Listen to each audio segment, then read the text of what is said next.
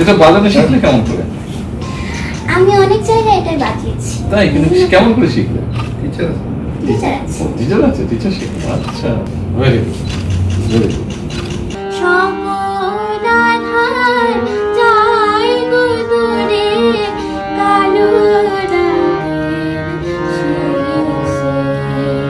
এটা বাজানো শিখলে কেমন করে? আমি অনেক জায়গায় এটা বাজিয়েছি। তাই, কিন্তু কেমন করে শিখলে? টিচার আছে। টিচার আছে, টিচার শিখলে। আচ্ছা, ভেরি গুড, ভেরি গুড। চিঠিটা কে লিখেছিল আমার কাছে? তুমি নিজে? তোমার কেন মনে হলো আমাকে চিঠি লেখার জন্য? কারণ আমার যেসব ফ্রেন্ডরা ছিল তাদের কাছে এই চেঞ্জের হারমোনিয়াম ছিল, আচ্ছা, কিন্তু আমার কাছে ছিল না। শুধু ছিল অনেক দিন পুরাতন, অনেক দিন আগের একটি হারমোনিয়াম, পুরাতন। সেই হারমোনিয়ামটা ছিল, সেইটা বাজিয়েই শিখেছি। নিজে নিজে শিখেছো? না, টিচার টিচার ছিল।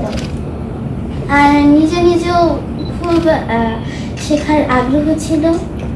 মা আমাকে প্র্যাকটিস করাতো, মানে মা বাবার কাছে আমার গান শেখার হাত ধরে।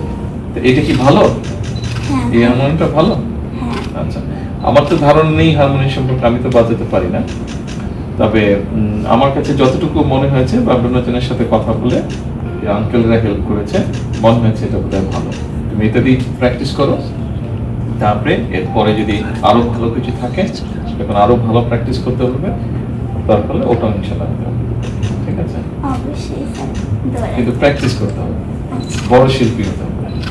ঠিক আছে?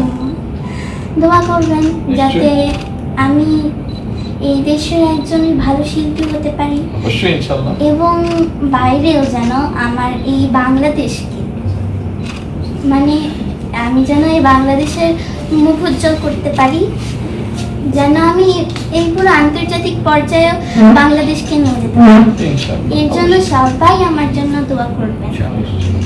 Very good, very good.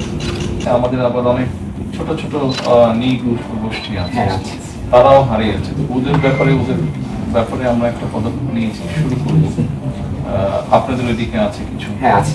ওইদিকে আছে, দিনাজপুরে আছে, তারপরে আপনার যে সুন্দরবনে আছে, চট্টগ্রামে আছে, জামালপুরে আছে, নোয়াখালী আছে, ময়মনসিংহে আছে, তোমার সারা দেশে অনেক জায়গা আছে। তো ওদের কতগুলো কালচার আছে যেগুলো হারিয়ে যাচ্ছে আস্তে আস্তে। তো ওদের বাচ্চারাও জানছে না, আমরা তো জানছি না, ওদের বাচ্চারা জানছে। ওগুলোকে আমরা চেষ্টা করছি এই জিনিসগুলোকে আবার উঠিয়ে আনার জন্য। একটু সময় লাগবে, তোমাকে বড় শিল্পী আপনাদের দোয়ায় সবকিছুই হবে। স্যার, আপনি যখন দেশের দায়িত্ব নিলেন স্যার, তখন উপরে এসে আপনার হাত থেকে কিছু পাইতো? এই যে তোমার